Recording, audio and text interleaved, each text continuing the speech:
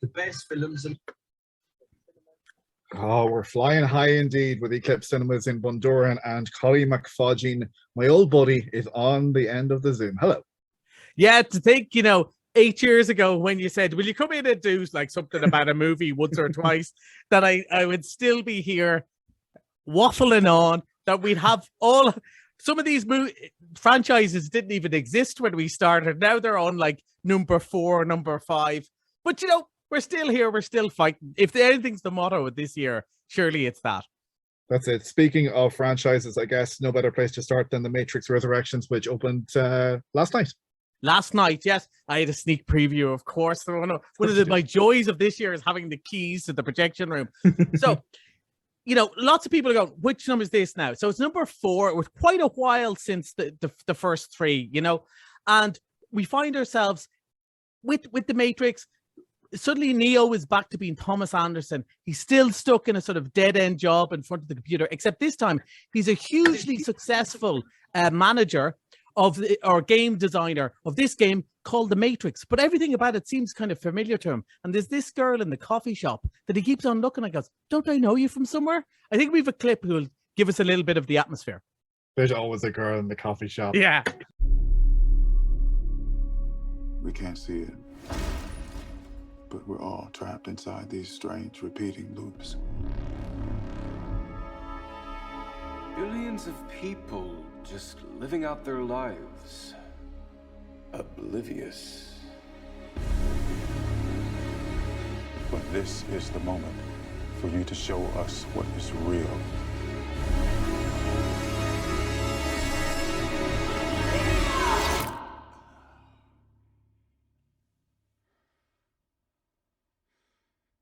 I remember this.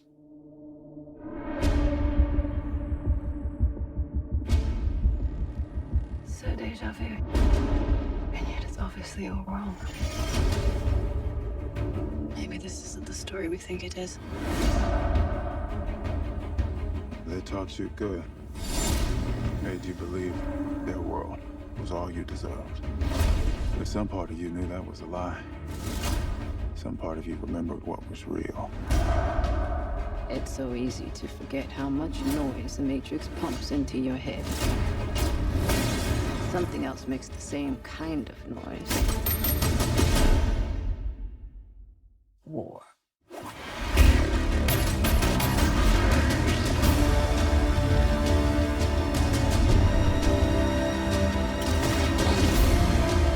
What happens to Neo?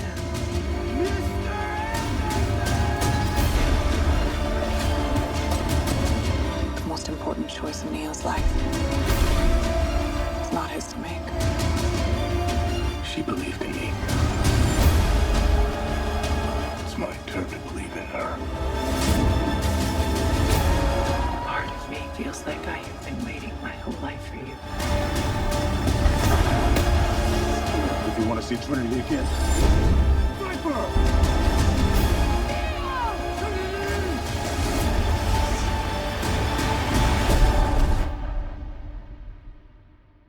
I saw this in a dream.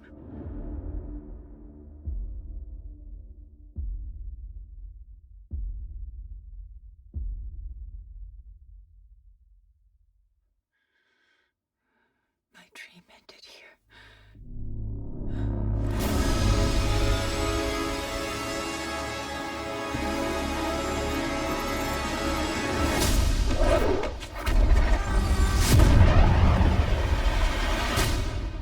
I still know Kung Fu.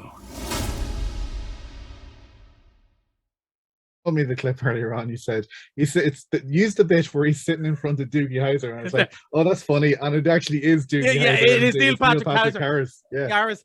When he's sitting there, and first with the blue glasses and the hair, I was kind of going. I wasn't wearing my glasses at the cinema. And I was going, "Oh, it is him, isn't it?" Yeah.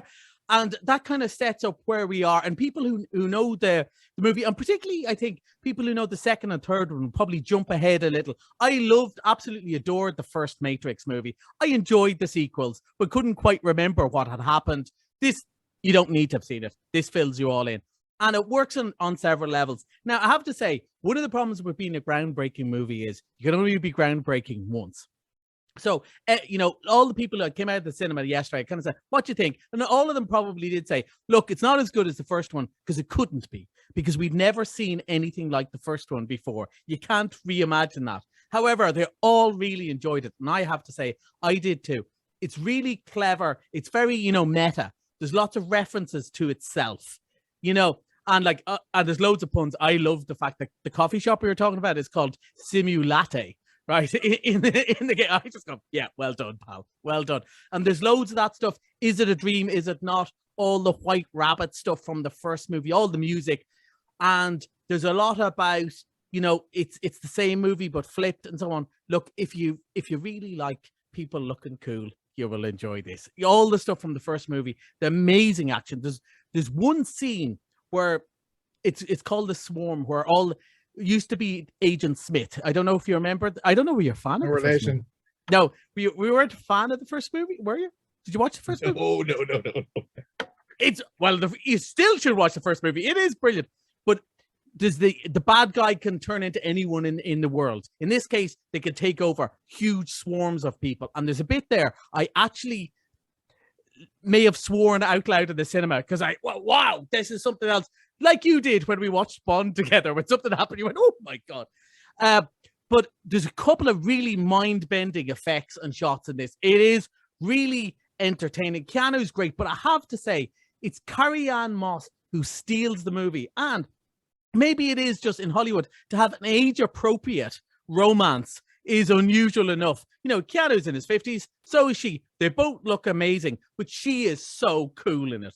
Just the style, the clothes, the music, the look of the movie, the sunglasses, all of that stuff that me, as a little fat red-haired man when I had hair, could never pull off. But you go, maybe someday, maybe in that alternative world, I could do that. So I think fans will really enjoy it, and people who just like sci-fi and stuff really enjoy it. Shane, if you didn't watch the first one or you didn't like the first one, probably not for you. We'll try you on something else, but it is good fun for people who like this sort of thing. Well, maybe you'll try me on our next movie, which is out on St. Stephen's Day, and it is The Kingsman. And if you've been on social media or watching any TV or watching anything lately, you can't but fail to know that the movie called The Kingsman is out this weekend. Wait till you see the merch we have to give away, Shane. You're going to be so jealous when you see this stuff. But that's for next week on our social media. But yes, The Kingsman's coming out. Maybe this is a bit more your scene because it's fun. It's quite cheeky in its own way. The first one was, of course, really made Taron Egerton a star, really. And it was outrageous action and very funny, and a few bits that you go, oh, I'm not sure about that joke. So much so that Matthew Vaughn put an even worse joke into the second one, just because he was going, you won't tell me what to do. So this one, it's kind of an origin story. It's Ralph Fiennes of how the Kingsman organization started off. And it's set around the First World War, but instead of going up against, Samuel L. Jackson's bad guys, he's going to be fighting Kaiser Bill. He's going to be fighting Rasputin. It's going to be the same over the top stuff. So it's going to be like uber cartoon violence, probably with a rock soundtrack, lots of jokes, some of them great, almost certainly some of them that you go, whew, I wouldn't want to watch that with me, mammy. And but just over the top fun. And maybe that's the sort of stuff you need sort of post Stephen's Day. By the way, I was very glad to hear you say Stephen's Day as an exile dub coming to Bundoran. The amount of people, Boxing Day. No, I'm not having it. Don't get me started, please. Don't get me started. I'm not having it. And even though we've an excellent movie called Boxing Day in the cinemas at the moment that is playing on St. Stephen's Day in a funny coincidence.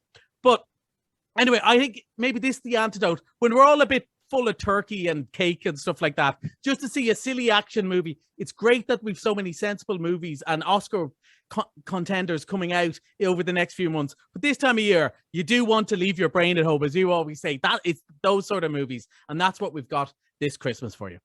90 seconds to wrap up 2021 and your favorite movies. What a mad year. People, Bond, it was great for Bond and Spider-Man, especially to bring people back to the cinema. It made a huge difference. My favorite big movie was probably June. I really think people should check it out, even if you don't like sci-fi. But the most heartwarming thing, you said just before we went on about shopping local and so on, the 4 big Irish movies, people did really well to support them. Boys from County Hell, Redemption of a Rogue, Deadly Cuts, and particularly Aurochs, which I know you saw, And Oh, I like loved it. five Brilliant. people going to see Arroch is like 100 people going to Spider-Man. It's probably more, because that's the difference in budget and stuff. And if we don't go and see it, we don't get it. We can watch movies and go, why don't they make movies about our stories? Because we don't go and see them. And the people of the Northwest came out and supported those movies, and it was brilliant. But I think maybe the one that surprised people most, Boys from County Hell, you'll get it on streaming somewhere over Christmas. Rather than watch, Fast and Furious 27, even though that was fun, look out for these movies. They're on, nobody buys DVDs anymore. They're on streaming. You can download them and all that sort of stuff. Watch them. Tell your nephews and nieces that are across in the States to check out these movies. They're really good fun. Val has been on to say it's not Boxing Day or Stephen's Day. It's Stephen's Day. Yeah. Well, the cinema told me to say it's Kerry Travers' birthday day. That's what they said. Happy birthday, Kerry. Happy birthday. That is a shout out for Happy her. Christmas. Yeah. Happy Christmas. Happy Christmas. Thanks for everything this year. All right. Good luck, man. Cheers.